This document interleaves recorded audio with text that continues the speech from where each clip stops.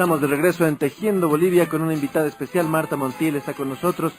Marta está todavía buscando a su padre. Su padre está en condición de desaparecido. Obviamente el sentido común nos diría que él ha fallecido. Él fue asesinado por el ejército de Bolivia.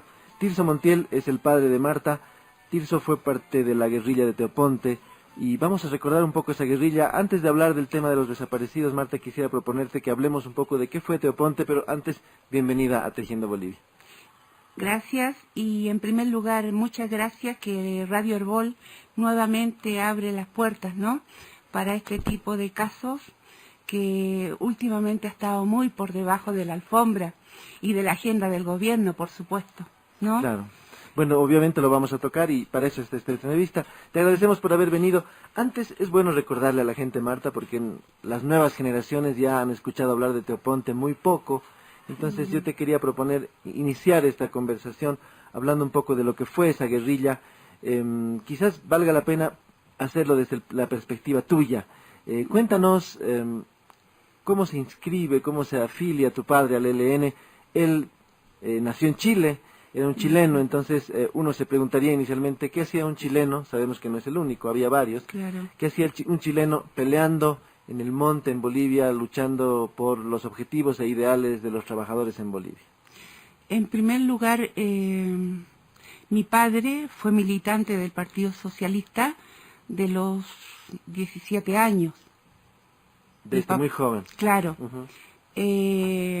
Bueno, él después entra a la Escuela de Carabineros de Chile, se retira con el grado de capitán, obviamente porque era militante del Partido Socialista, uh-huh. Y como le decimos en Chile, era un buen Paco, no como los Pacos que están ahora en Chile matando a los mapuches, torturando allá. Él decide retirarse voluntariamente. No, la institución lo pone contra la espada y la pared. Uh-huh. O renuncia o lo sacaba. Así. Entonces mi padre en esa instancia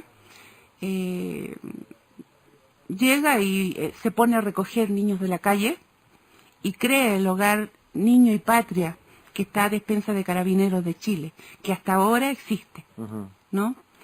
Entonces, como ya le habían impedido toda labor policial, ya porque era un buen Paco, como se dice, sí. Por ejemplo, tú sabes que los oficiales son clasistas. Uh-huh. Él como oficial al carabinero que estaba haciendo guardia en la esquina le decía, venga, ño, que está muriéndose de frío ahí. Y llegaba y lo invitaba a tomar 3, 4 de la mañana un café. Uh-huh. Eso a la oficialidad no le caía muy bien, uh-huh. ¿No? Entonces ya, en fin, mi padre se retira haciendo esa labor muy bella, ¿no? Uh-huh. Humanitariamente recoger los niños que son los más desamparados, que están en riesgo social, los recoge y ya tenían un lugar, ¿no?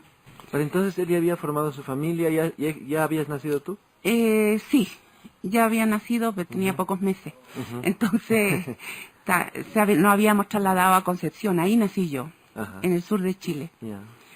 Y bueno, viendo esa presión, mi padre, como miembro del Partido Socialista, y otros socialistas más, se crea la primera facción uh-huh. de los helenos, ¿no? Del Ejército de Liberación Nacional. Que ya había sido creado antes aquí en Bolivia por el comandante Ernesto Che Guevara, ¿no? Uh-huh. Ya. Esta facción de chilenos del ELN estaba inclusive Beatriz Allende, que era la hija del presidente Salvador Allende ahí. ¿En serio? La Tati. Pero la idea era armar una guerrilla en Chile. No, la idea básica del Che, del por qué él venía a Bolivia, era porque era un país enclaustrado y era donde pisaba más la bota imperialista. Uh-huh. No es como hay algunas opiniones antojadizas que estaba al lado de Argentina. No, quería ir a Argentina. Claro, después. No. O sea, Bolivia siempre ha sido donde el eslabón más débil, ¿no?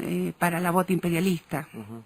Entonces, ese fue el propósito, además que colinda con 5 países. A eso lo que el Che llamaba crear 1, 2, 3 Vietnam. O sea, tenía una ubicación estratégica. De aquí de Bolivia podían salir las columnas guerrilleras a todas partes. Obviamente, Bolivia daba esa estrategia, ¿no? Uh-huh. Para que saltara a los 5 países y después ya a nivel continental, uh-huh. ¿No? Para el Che, Cuba solamente era una batalla ganada al imperio. Uh-huh. que la guerra tenía que ser ganada a nivel continental. O sea que tanto Beatriz Allende como tu papá lo que querían era organizar un destacamento para liberar toda América Latina, no solamente ni Chile ni Bolivia. Eso fue lo que significó Ñancahuazú inicialmente y después, bueno, Teoponte. Organizados entonces, seguramente tomaron contacto con los bolivianos. ¿Cómo fue ese momento específico en el cual se transita de Chile a Bolivia? Bueno, allá el jefe de lo heleno era Arnoldo Camus, un ejecutado político que murió para el golpe de Estado del 73, con enfrentamientos con los militares. Arnoldo Camus era un predominado hombre político de gran nivel, digamos así, un nivel como Marcelo Quiroga Santa Cruz aquí, ¿no? Entonces, era la ala, digamos, dura, revolucionaria del Partido Socialista Chileno. Y que, bueno, lamentablemente, actualmente, son un partido de empresarios en Chile, ¿no? Claro. Y no se quieren recordar de sus muertos, no quieren recordarse de su pasado en Chile, bueno, ahí están. Y, en fin, esta persona, Arnoldo Camus, empieza a formar y a reclutar Elmo Catalán, otro esposo de la compañera Jenny Keller, dirigente de la FUL de Cochabamba, ¿no? Entonces, ese tipo de gente, junto con mi padre, inician a gestar esto de Teoponte, después de que Beatriz Allende también sale en búsqueda de los cubanos y bolivianos, Inti Peredo, los sobrevivientes de Ñancahuazú. Las casas de seguridad estaban en la frontera con Chile. ¿No? Claro, ellos atraviesan la frontera clandestinamente. Claro, y allá son recuperados por la Tati Allende y su grupo de combatientes para proteger a los compañeros de la persecución que se desata a nivel aquí nacional en Bolivia, ¿no? Y la orden era ejecutarlo inmediatamente. ¿Habrán sido estos sobrevivientes del Che, Marta, los que invitaron tal vez a este grupo chileno a participar en una segunda fase de la lucha en Bolivia? No, ya estaban ya los chilenos, ya estaban ya. El ELN viene, a ver, por ejemplo, Tania llega aquí a Bolivia el año 64 y se instala ahí en Sopocachi como estas brujitas que sacan la suerte, ¿no? Y que hay una historia muy bella ahí, que justo llega un militar y ella ya sabía que era un torturador, ¿no? Y ve y le empieza a decir su vida y el general la queda mirando y le dice, sí, en verdad usted había sido bruja. Y que si era un torturador ya le conocía su vida a ella. Entonces, esto viene del 64. Teoponte, podríamos decir, es la segunda faceta que ya estaba en los planes del ELN, ¿no? Si fallaba una, venía la otra. O sea, no se organiza a raíz de la muerte del Che, sino que ya existía. Ya existía por el Che, crear, por eso era un 2-3 Vietnam, y con más, Teoponte, si tú puedes ver, la columna guerrillera tiene más integrantes latinoamericanos que la primera, de Ñancahuazú. Naturalmente. Por sí, ejemplo, en Teoponte solo había Teoponte, peruanos y cubanos. por ejemplo, en Teoponte hay brasileros, peruanos, chilenos, argentinos, colombianos, ¿no? Entonces se le da un aspecto más internacionalista, que era el sentimiento que ellos aludían. Decían en un manifiesto que yo leí de ellos, de los internacionalistas, de todos, no solamente de los chilenos, decían que ellos no tenían la culpa de haber nacido en cierta parte de un país de nuestra amada América Latina, pero que ellos donde estuvieran en Latinoamérica se sentían como legionarios de ahí, o sea, no se sentían extranjeros. Extranjero para ellos era el que venía a subyugar, a pisotear, a saquear, a explotar aquí a Bolivia. Nos habíamos quedado, Marta, en nuestro relato cronológico acerca de lo que fue la participación de tu padre en Teoponte con esta idea internacionalista, es decir, uno puede nacer en cualquier lugar de América Latina, pero no interesa tanto el país, la bandera bajo la cual ha nacido, sino el ideal, el objetivo de liberar América. Y bueno, ese grupo de bolivianos, pero también diversos extranjeros se internaron en Teoponte. Tu padre tuvo entrenamiento militar en Chile, se fue a Cuba. ¿Cómo se organizó esto para que él pudiera ingresar a Teoponte? Obviamente mi padre, bueno, en Chile, como tú sabes, la policía chilena es militarizada. Tenía ese tipo de instrucción, pero no obstante a eso, él llega allá a Baracoa, en Cuba, Ujú. y un grupo de bolivianos más. Y A pesar bueno, de haber tenido ya entrenamiento. claro, pero ya era un curso de guerrilla, netamente de guerrilla, Ujú. ¿no? Él está un tiempo suficiente allá en La Habana, después viene, o sea, perdón, en Baracoa, y después llega a Santiago, ahí es donde se despide de nosotros, de mí, yo soy su única hija. ¿Qué edad tenías en ese momento? Tenía 8 años. 8 años. 8 años. Suficiente para acordarte. Claro, además que soy hija única, era muy regalona de él. Claro. Él era mis ojos, o sea, cuando él me avisaba por teléfono que él iba a ir, y para mí era como mi primer enamorado, que venía a verme, Claro. ¿no? Y así fue también el golpe que se recibió, ¿no? Que hasta el día de hoy tú podrás ver las consecuencias, que todavía sigo buscando, todavía sigo persistiendo, pero es que hay algo tan despreciable que no puede ser que existan crímenes de esa naturaleza. Por ejemplo, los hombres, así como mi padre, así como Benjo Cruz, Marcelo Quiroga Santa Cruz, no merecen ese tipo de muerte, y menos que le hagan desaparecer como que si no existieran nunca, Ujú. como que si nunca. Como si se hubieran desvanecido en el Claro. Entonces, hay hombres, digo, me refiero a los verdaderos, ¿no?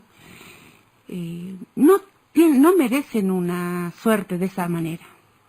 ¿En qué año te despediste de ese hombre, de Tirso, de tu padre? El mismo 70, él llegó de Cuba, Había junio. terminado ya la preparación. Claro, en junio. Junio del 70 se despide de ti, Sí, de tu sí. familia, y se va a Bolivia. Claro, se viene, no sabíamos el día, pero ya él había hablado con mi madre, con mi abuela también, y me recuerdo mucho porque mi abuela lo quería como si fuera un hijo, era su yerno. Le decía, hijo, cuídese, inclusive le regaló, como tomamos mate nosotros igual que los gauchos, le regaló una bombilla de plata antiquísima Ujú. para que se la trajera acá, ya que él traía su porro y traía todas sus cosas, ¿no? Claro. Ya hijo le dijo, toma, llévate esto, cuídate, tienes una hija. No, mami, le dijo, ya estuve, mi papá había estado en Argelia antes, luchando. En la guerra civil argelina. Sí, entonces ya me salvé de Argelia, que era lo máximo. Ahora estos gringos, le dijo, no me van a ganar. Ujú. Venía con esa convicción, con esa fe, con esa esperanza, ¿no? ¿Y De cambiar. había llegado antes a Bolivia o era la primera vez que entraba? No, había estado antes. Había estado antes en Bolivia, había estado, sí. ¿Y tú tenías conciencia, Marta, de lo que de lo que le podría pasar a tu papá? ¿Sabías que él se iba a ir a una cosa que era peligrosa eventualmente o simplemente parecía un viaje más? Sí, porque en ese tiempo no me explicaba mucho las cosas, a pesar de que yo era muy... Despierta. Entonces, mi papá trataba de hablar con mi madre, cosas... La sacaba afuera de la casa y se iban a un café y ahí charlaban, ponte tú. Ujú. Delante de mí no hablaban nada de temas espinudos, así no. Claro. De mí no, de mí, mi papá, yo no me daba cuenta, yo sabía que viajaba mucho. Ujú. Viajaba mucho. Todo por trabajo, pensaba. Claro, yo me pasaba cualquier otra película, esto no. Cuando vine a medir esto, fue cuando, el 1 de septiembre del 70, como nunca, 12 de la noche despierto con niña, yo imagínate 8 años, y me voy hacia el living de mi casa y veo que mi abuela está llorando frente al televisión, a la televisión. Ajá. Y yo le digo, mami, ¿qué te pasa? Le digo a mi abuela, le decía mamá. Y mi abuela me mira, no se atreve a decirme nada, y miro a la televisión y veo la imagen de mi papá. Ujú. Donde La noticia. Claro, donde dice de que le había explotado una bomba. Pero ahora que he estado investigando, sé que no fue tal bomba, ¿no? El crimen que le hicieron, lo que le hicieron a él es muy grave. O sea, lo hicieron aparecer como que él estaba haciendo un atentado y murió en el momento. En Teoponte, claro, porque mi papá era experto en las minas antipersonales, todo eso, experto en explosivos, esa era su especialidad de él. Entonces pensaban que eso iban a poder tapar, ¿no? Obando, recuerda que ha dicho, en esa oportunidad, dijo ni heridos ni prisioneros, hay puros muertos, o sea, la orden era matarlos. Entonces, qué mejor era de, bueno, liquidar de esa forma y decir, o bien, como se le quiere dar ahora, ¿no? Que son unos chicos que se metieron al monte, aventureros, románticos, y que se murieron de hambre, porque es el carácter que le está dando el Ministerio Público ahora a la situación. Hablemos específicamente de eso. Tu padre llega a La Paz y se interna junto con el grupo bajo el paraguas, bajo el camuflaje, digamos así, de un grupo de jóvenes que iba a alfabetizar a los yungas. Él estaba dentro de este grupo que específicamente partió de la Plaza Villarruel, despedidos por el ministro de Educación de entonces, imaginando ellos que mandaban alfabetizadores y en realidad en los camiones donde ellos se subían y se transportaban estaban las armas. ¿Es así como sucedió? Sí, pero el año 69 es la ocasión que muere el Mocatalán. Mi papá también estaba aquí, ¿no? Que muere en un enfrentamiento urbano. Claro, no, enfrentamiento urbano no, sino que fue por un traidor del ELN que estaba infiltrado, ¿no? Aníbal era su nombre. Entonces, mi papá había estado en esa reunión cuando asesinan un infiltrado en la fila del ELN, a Jenny y a Elmo. La pareja. Claro, inmediatamente lo ejecutan y el tipo se va y se cobija aquí en la Embajada de Panamá, ¿no? El asesino de Elmo. De Elmo, claro. Entonces, mi papá había estado aquí. Ahí se desarma el grupo después, y bueno, después viene, como tú sabes, la muerte de Inti Peredo, que era el que encabezaba esto. Ahí vuelven, ¿no?, a retroceder un paso más, porque Teoponte no iba a ser el 70, iba a ser el 69. Con la muerte de Inti retrocede y se posterga un año más. Aparte que con la muerte de Elmo se retiran muchos combatientes en el caso de los chilenos. Hay una crisis ahí un poco entre los reclutas. Hay algo raro dentro que yo después te lo voy a explicar también a medida que va pasando la entrevista. Específicamente el día 28 de agosto que cae mi padre, hay algo muy turbio, se puede decir, y que es preciso verlo con lupa porque no sabemos realmente si las informaciones venían de la propia columna guerrillera y dejar en incógnito quién era el que estaba dando las posiciones, ¿no? Hay algo que llama mucho la atención, la muerte de 2 combatientes del ELN, Peruchín y Ferte, por robar latas de sardina, que eso lo hace Chato Peredo, cuando el Che nunca mató a nadie por hambre. O sea, eso es una violación, es como que yo te prohíba o te mate porque tienes sed y quieres robar agua. O sea, eso está muy turbio. No, en momentos en que la guerrilla ya estaba desbaratada. Claro, ya había muerto Néstor Paz, Zamora, de hambre también, de inanición. Ya los combatientes no tenían ya cómo sobrevivir, estaban comiéndose los bichitos, lo que veían, ¿no? Entonces, que él haya tenido, Chato Peredo, haya tenido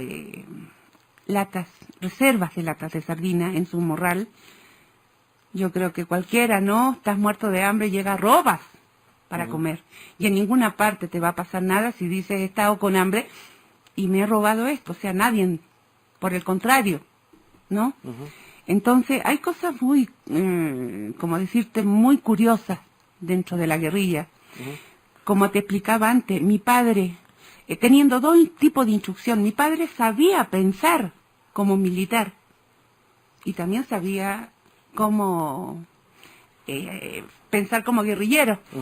El 28 de agosto mi padre con Gregorio y César, ¿no?, bajan a un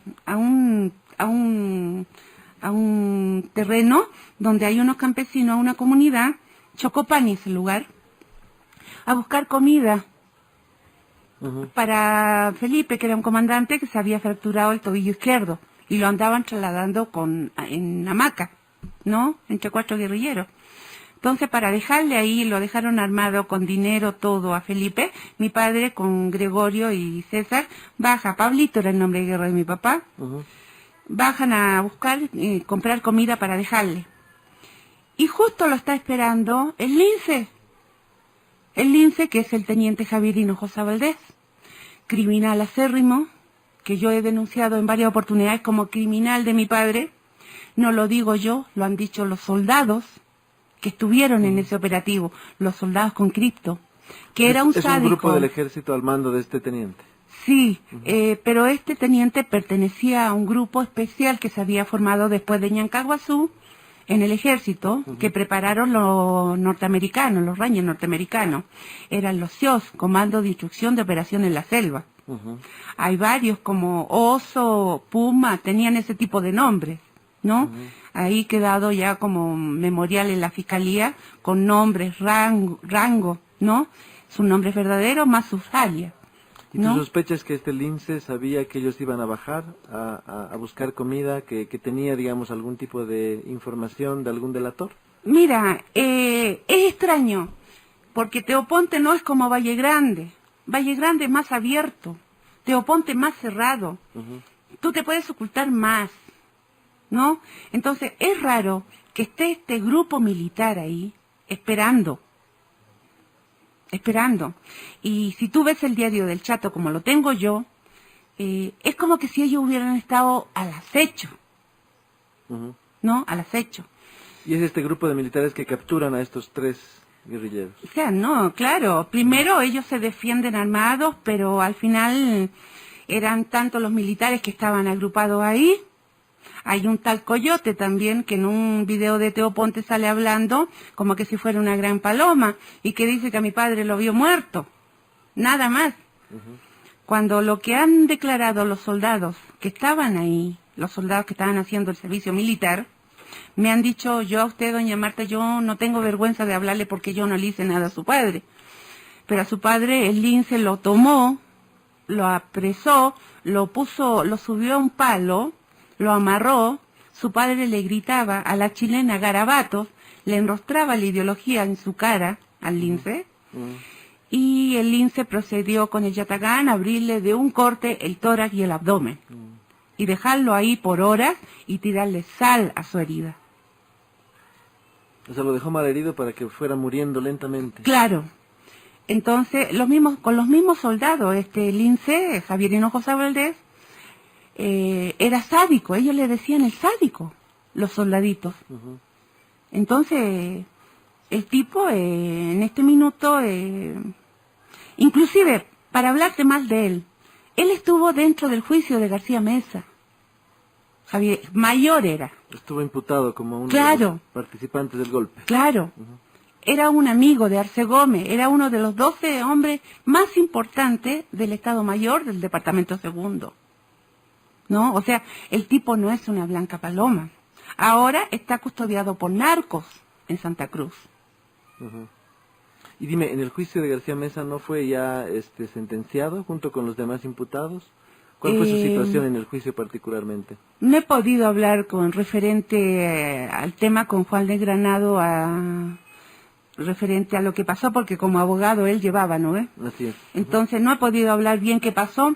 Lo único que sé es que estuvo preso 2 años, pero no por violación a los derechos humanos. ¿Sí, no? Tiene que haber sido común. Claro, al parecer. Pero sí sé que estuvo 2 años.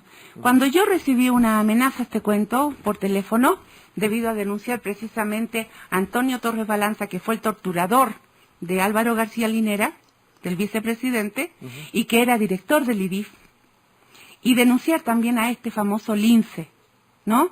Me llegaron unas amenazas y, bueno, el Ministerio Público hasta el momento no sabe de dónde era la amenaza de los mensajes de texto, y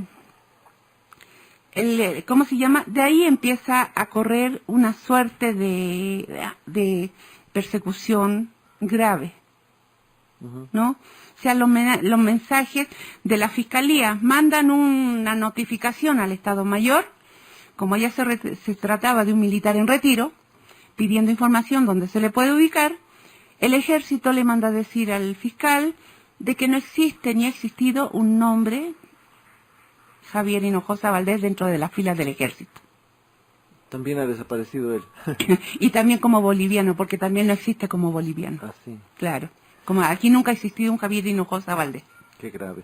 Bueno, ¿en qué momento te animas a emprender esta lucha? ¿En qué momento decides buscar a tu padre y finalmente venir hasta Bolivia, quedarte acá y seguir sus huellas para un poco terminar de entender lo que finalmente sucede después de la ejecución de Tirso Montiel allí en Teoponte? Bueno, tú comprenderás que era bastante niña en esa época, solamente me di cuenta que mi papá estaba muerto y tampoco lo entendía porque nunca llegaba su cadáver, entonces pasaba a ser uno de las listas de los desaparecidos. En Chile viene el golpe de Estado el 73 y bueno, ahí ya me daba cuenta por qué mi papá había hecho lo que había hecho. Cuando he visto matar gente en las calles de Santiago, ¿no? La dictadura fue muy cruel, como tú sabes, en Chile, es una de las que ha tenido mayores repercusión debido a la tristemente crueldad, ¿no?, de los militares en Chile, ya que son de ideología nazi allá. Entonces, ahí se podría decir que me enteré del por qué mi papá había venido aquí. De hecho, participé muy niña en grupos contra Pinochet. Desde muy niña yo ya tenía responsabilidades políticas. Y eso me llevó, tanto la dictadura de Pinochet como la dictadura, acá tú sabes que las dictaduras fueron, de los 70 fue un pan de cada día, la dictadura aquí en Argentina, en Brasil, Uruguay, Paraguay, Perú, Chile. O sea, ¿qué ayuda ibas a tener en ese minuto para venir a rescatarlo a tu padre? Nada. Teníamos que esperar nomás luchar primero para que llegara a Chile la democracia, pero no la pseudodemocracia que hay ahora en Chile, ¿no? Estábamos luchando para sacar a Pinochet en esa época. ¿Tú entraste al Partido Socialista igual que tu papá? No, yo era militante de un partido de la Resistencia, ¿no? Caí a la cárcel y por secuelas de la tortura quedé inválida. El 90 salí de la cárcel, cuando llegó la pseudodemocracia a Chile, y... ¿Cuántos años estuviste presa? Estuve un año. Un año. Justo antes de que comenzara otra vez el proceso electoral. Claro. Entonces, me costó caminar, me tuvieron que pagar terapias de rehabilitación física, y duró ese proceso 2 años y medio. Pero la única intención, el único incentivo que tenía para caminar era venir acá. Era venir aquí siempre. Siempre fue ese mi incentivo, no, esto no me pueden dejar así, tengo que caminar, tengo que ir allá a buscar a mi papá, tengo que ir a saber qué es lo que pasó. Y así es como me pongo en contacto con ahora es defensor del pueblo, ¿no? Rolando Villena, que en ese tiempo era el presidente del Consejo Latinoamericano de Iglesias. Nos hemos conocido con Rolando por intermedio de FACIS, que es Fundación de Ayuda, que nos proporcionaban a nosotros como presos políticos. Nos daban ayuda asistencial, ayuda económica y también judicial, perteneciente a la Vicaría de la Solidaridad en Chile. ¿Y Rolando vivía en Santiago? ¿Estaba cerca de Chile? No, él iba como presidente del Consejo Latinoamericano de Iglesias y como comprometido con los derechos humanos, que eran las 2 organizaciones, ¿no?, que él lideraba y la de en Chile. Por eso me hacen contacto con él a mí allá. Y él consigue los medios para que yo venga aquí el 94, en marzo, es la primera vez que yo piso a Bolivia acá. O sea, tuviste la suerte de conocer justamente a un boliviano que tenía conexiones con el mundo de la solidaridad política. Claro. Y él fue el que te abrió las puertas para Bolivia. Y que no pensábamos, yo sé que tú le preguntas a Rolando, los citas de repente, pensamos que nunca íbamos a tener tantos problemas, porque Jaime Paz Zamora ya había sacado a su hermano anteriormente en su gobierno. Así es. ¿No? Entonces pensábamos que no iba a haber mucho drama para esto. Pero como tú ves, ya del 94 a la fecha son 18 años. 18 años que yo he investigado, sé las causales, sé quiénes fueron los criminales, sé qué pasó con ellos. He entregado información al Ministerio Público, estoy colaborando con información a la cual no se le toma la atención debida. Debido a toda la información que yo entregué al Ministerio de Justicia, junto con Gustavo Rodríguez Ostria, que era el último que ha investigado en Teoponte, en la cual tú puedes ver el libro de Gustavo, a mí me cita como fuente de información también. Pese a eso se han entregado hasta la fecha 12 restos. Ahora, ¿cuál es mi molestia de esto? 12 de 50 y tantos. Claro, de 56, 56, solo 12 sí, guerrilleros solo han podido 12. ser sepultados. Claro, se han entregado con su respectiva identidad solamente. Lo que no hay es certificación de muerte, la cual tú comprenderás que eso apunta a la impunidad. Cuando no hay certificación de muerte, no, ¿qué va a hacer el fiscal ahí? No hay. Se murieron, eran muy jóvenes, se los comió la selva, se los comieron los bichitos, murieron de hambre. Va a caber lo que falta es un certificado de defunción como tienen cualquier persona que fallece. Obviamente, y sobre todo son crímenes de lesa humanidad. ¿Y por qué no se han expedido esos certificados, dado que ya están los restos, está clara la identidad? Yo he pedido al fiscal bajo memorial que retenga los restos hasta que haya un nuevo peritaje. Si es que los forenses argentinos no fueron capaces de descubrir las causas de muerte, que se someta. Yo estoy pidiendo que vengan los forenses cubanos, los mismos que sacaron al Che. Los mismos que sacaron al Che estuvieron en Valle Grande. Le he pedido en su oportunidad a Nilda Copa, la ex ministra de Justicia. Porque ¿por qué pagar a los argentinos, a los forenses argentinos, sabiendo que aquí en Bolivia hay Operación Milagro? Hay miles de médicos y que yo sé que Cuba gustosamente prestaría a los forenses cubanos para venir en una misión como esta, ¿no?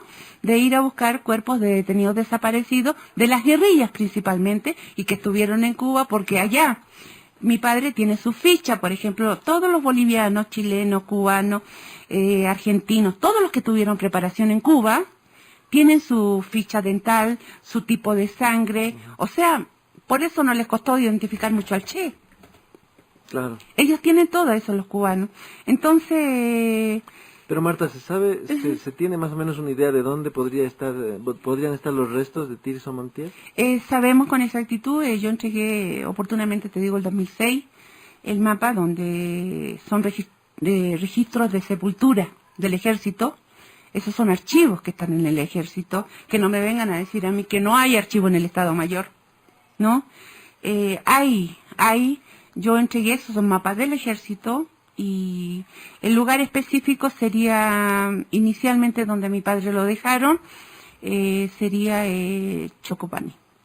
¿Y no has ido por allí? ¿No has estado cerca del lugar? Bueno, son 18 años, ya la gente me conoce, me recibe, los indígenas, los lecos. Has estado varias veces. Por ejemplo, ahora para Navidad me han invitado a pasar, ya que supieron que estaba aquí, me han invitado a pasar en Teoponte. Me conocen ya años. El año pasado he denunciado una fosa común. He denunciado y me he valido de la alcaldía de Teoponte mismo, con testigos que vieron que de ahí sacaban los restos cuando Juan José Torres hizo la entrega en enero del 71. ¿Ya? Esta gente que los vio sacar los restos ahí al ejército y poner en una, llegar, sacar, entregar, parece que hubo como una especie de cambio de las tumbas iniciales a esa tumba que te digo que está en Teoponte.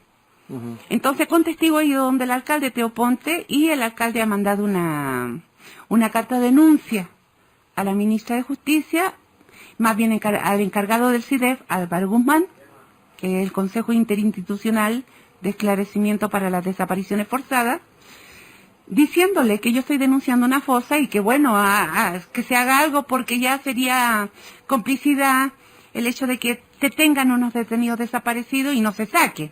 Claro. O sea, ya obviamente no hubo ninguna respuesta del gobierno el año pasado. O sea, tú sabes dónde están los restos, tienes la ubicación más o menos aproximada.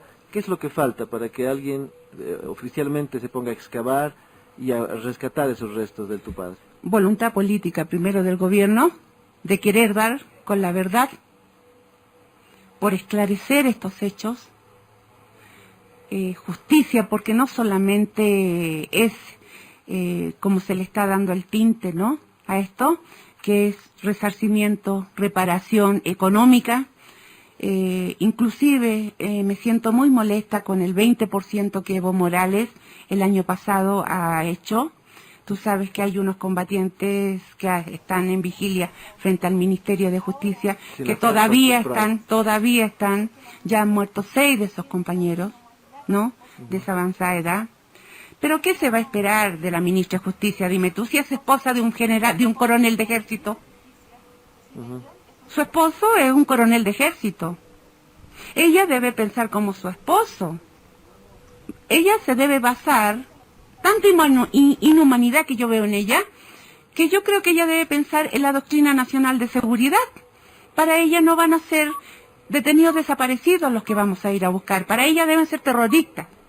O sea, la ministra Ayllón podría, desde su despacho, por su propia voluntad, definir este caso de una manera rápida. Claro. Está en sus manos. Claro, y también la petición del gobierno en el caso del presidente Morales.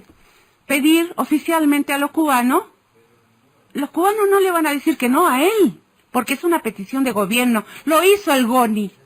Pedirle la información acerca de los combatientes. Claro, lo hizo Goni en su oportunidad cuando Vargas habló, ¿dónde estaba el Che?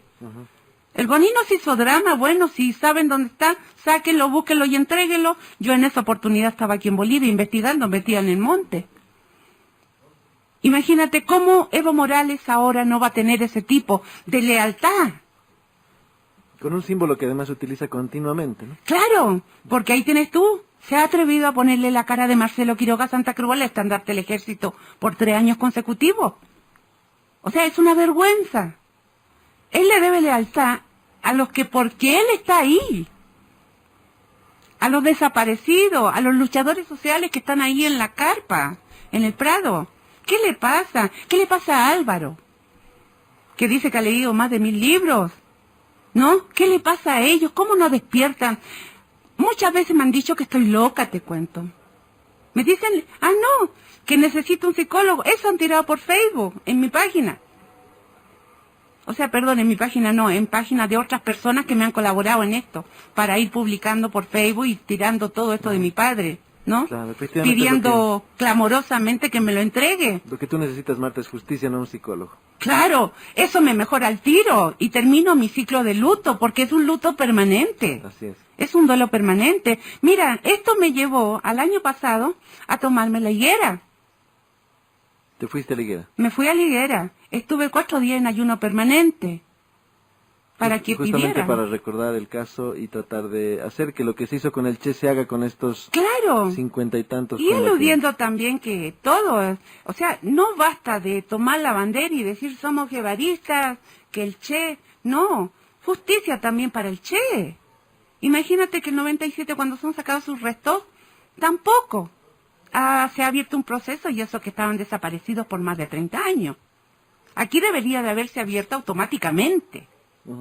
¿No? Un proceso por asesinato, porque el Che fue asesinado. Claro, un proceso, no, peor aún, aludiendo a los tratados de Ginebra, que te precisa esto de los enfrentamientos armados, en cuanto a protección del enemigo se han violado todos Claro, los derechos. alguien que es tomado prisionero no puede ser ejecutado. No, y menos que caiga herido y sin arma, porque su arma estaba averiada del Che. Entonces va y se le ajusticia, se le mata, se le tortura, ¿no? Yo tengo un video que he presentado al Ministerio Público, donde sale los forenses hablando que la mayoría de los combatientes que estaban al lado del Che tenían el cráneo fragmentado y tenían quebraduras de costilla, todo ese tipo de cosas que apunta precisamente la Convención de Ginebra en cuanto a enfrentamientos armados.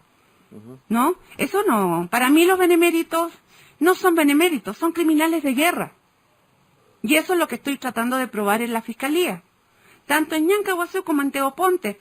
Tengo cartas de la madre de los Quiroga Bonadona, de doña María Luisa. En la forma que recibió ella a sus hijos en esa época, por ejemplo, dice que Eduardo no tenía manos, le habían cortado las manos. Y ellos Y prácticamente, Adolfo- ellos se rindieron, ellos prácticamente no, ellos salieron estaban desarmados. licenciados. Salieron desarmados de todo. Claro, se habían licenciado por incapacidad física, no eran ni traidores tampoco, como pone el Chato. Ellos se habían licenciado de la guerrilla creyendo en la palabra de Obando en ese tiempo, del guerrillero que se arrepintiera se le iba a respetar la vida. Claro, y ellos se acogen a, ¿No ves? a ese pedido. Y más te digo, Adolfo, cuando ha sido entregado, según María Luisa Quiroga, su madre, estaba totalmente hueco adentro. No tenía vísceras, corazón, nada. Ujú. Entonces, ¿de qué estamos hablando? Estamos hablando de un genocidio. Estamos hablando estrictamente de un genocidio y que lo único que queremos los familiares, en mi caso, es justicia, nada más, pero tampoco nada menos. Yo no quiero que lleguen mañana o pasado, me entreguen a mi padre como se ha hecho todas las entregas. Por ejemplo, han entregado 2 cuerpos en una caja. 2 cuerpos en un cajón de reducción de restos. Ujú. Los compañeros, otra cosa, han tenido que por sus medios trasladar los restos allá. No eran permitidos en el cementerio de Oruro porque no tenían certificación de muerte.